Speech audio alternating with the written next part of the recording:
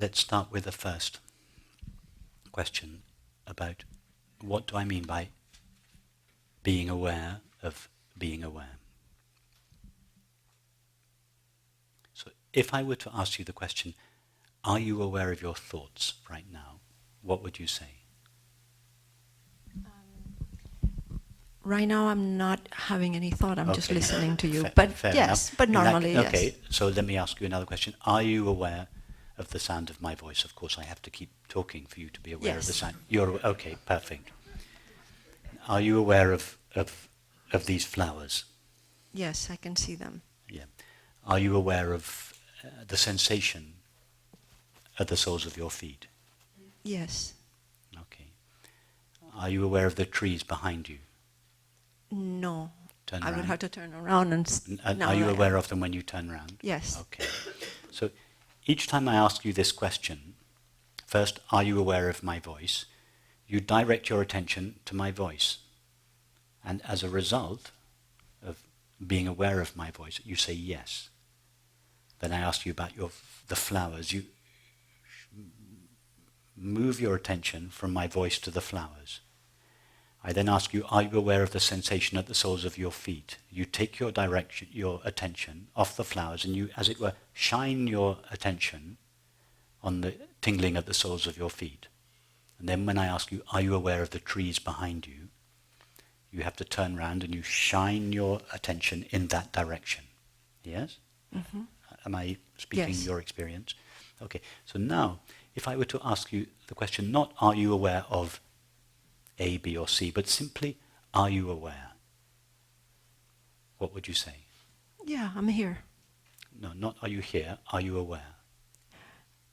Yes, I'm aware. Okay. Now, what do you do with your attention to come up with that answer? All the previous questions, every time I asked you, are you aware of this object? You had to shine your attention on that object. And it was only because you shone your attention on that object that you said yes. When I first asked you if you were aware of the trees, you said no. But then you turned around and you shone your attention on the trees.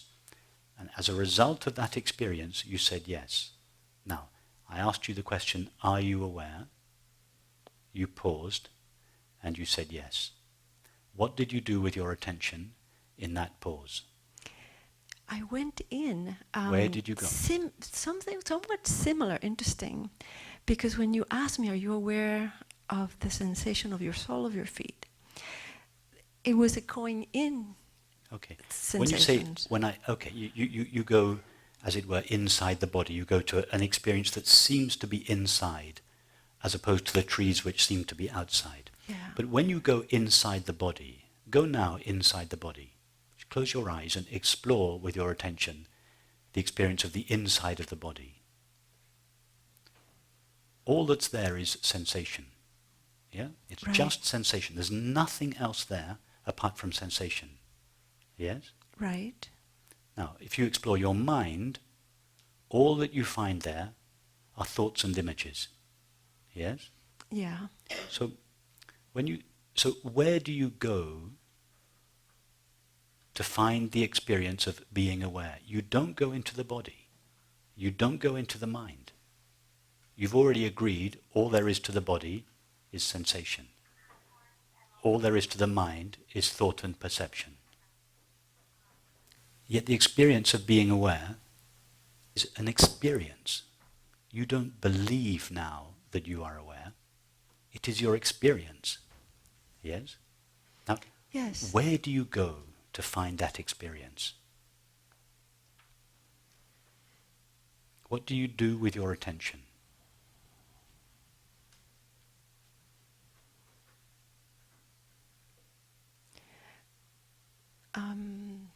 Open it? Yes, in other words, it's the opposite of a focusing of the attention. It's actually a defocusing of the attention. Mm-hmm.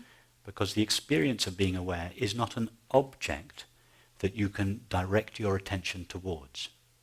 Yes? Right. But nevertheless, so it is a non-objective experience. You cannot deny the experience of being aware. It is an experience. but it has no objective qualities. Yes? Right. Now, if I were to ask you, what is it that experiences being aware? I guess I would have to say itself. That's what I mean by the experience of being aware of being aware. Ah. Exactly right. What else could experience awareness other than awareness? Because only awareness is aware. The body is not aware.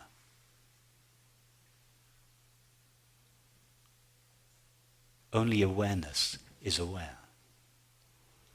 So what is it that could have the experience of being aware or awareness? Only itself. Now awareness doesn't have to move away from itself in order to know the experience of being aware. It needs to move away from itself to shine on the tree, or the flower, or the sensation, or the thought. It has to rise as attention. Attention means to stretch towards. Attention stretches itself towards the apparent object. But to know itself, it doesn't have to rise. It doesn't have to go anywhere. Attention doesn't need to rise. Attention only needs to rise to know an object.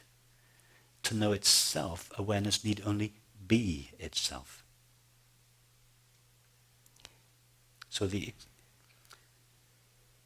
way to know awareness is simply to be knowingly awareness. And the reason, to go on to your second question, the reason that you feel there is a wall, a blank wall that is covering awareness, it is because you are trying to direct your attention towards it. The closest you can get, attention can get, to attending to awareness is to attend to a blank state. A blank state is an object. So there is a blank state which is a state of the finite mind. And it mimics the true emptiness of awareness. Now we can direct our attention towards a blank state. And this is often misunderstood as meditation. Meditation is not the direction of the attention towards a blank state. It is the sinking of attention into the emptiness of its source. The reason you feel there is this barrier is because you are trying to find awareness with attention. Awareness can never become the object of awareness can never become the object of attention. It is its subject or its source. So it is a relaxation of the attention, not a directing of the attention.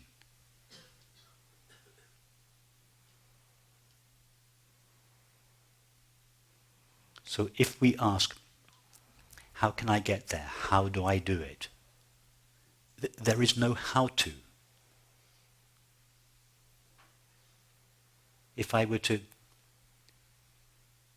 ask you to stand up, no, I'm not asking you to do this, but if I were to ask you to stand up and say, how could you take a step towards yourself? Try to take a step towards yourself. How would you do that?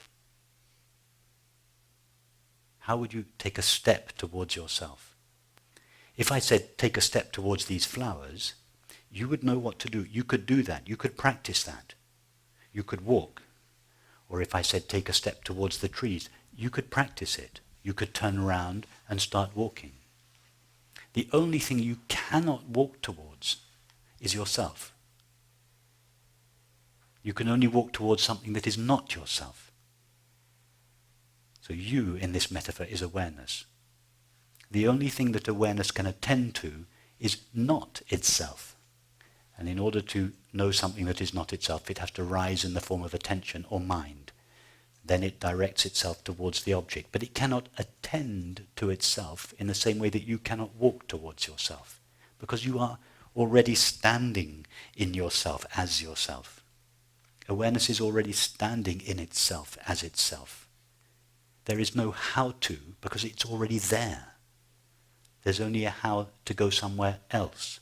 So any practice is a movement away. This is why I call it a non-practice. It is the cessation of the practice of rising as attention and directing awareness towards the object. It is a non-practice. However, if our attention is so accustomed to directing itself towards objects most of the time, then this directing of the attention will seem to us to be the natural state. So as a compassionate concession to one who is accustomed to attending most of the time to objects, the teaching says, okay, as a practice, direct your attention towards yourself. The teaching knows better. The teaching knows that you can't do that, but as a concession to the, it's like a horse that is galloping away from its stable. If you want the horse to go back to the stable, you don't just pull on the reins and turn it round. You very slowly turn it round. The horse thinks it's always galloping in the same direction. You turn it round without the horse realizing that it's being turned round. It's just, from its point of view, it's just galloping forwards. It doesn't realize after a while that it's galloping home.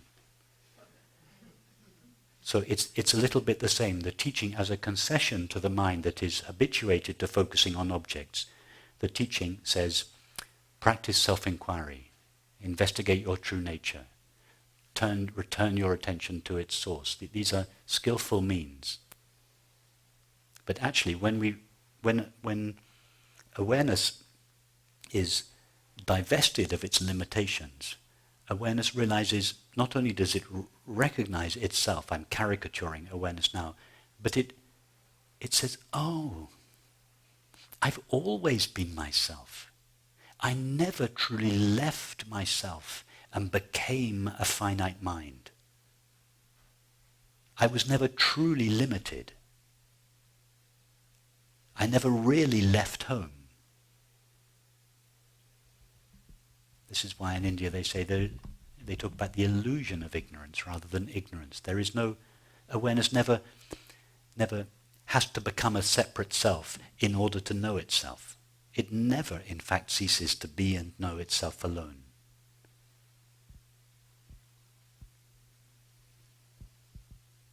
So the reason I say that is if you feel that you have to practice this relaxation of the attention in its source, and for instance, as I said sometimes over the last few days, if you have to lovingly remind the attention that what it is looking for doesn't reside at its destiny, it resides at its source. These are concessions, compassionate concessions. They're ways of lovingly inviting the attention back to its source.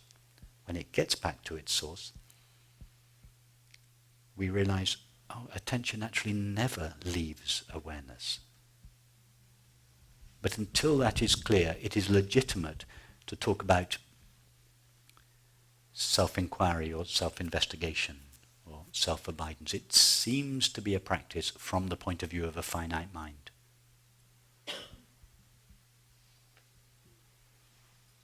And if it seems to be a practice, then we should practice it, but very lovingly. It's not a disciplined practice. It's a loving, think of it more as a loving cooperation. You're working lovingly with your attention, inviting it gently to come back to its home in the heart.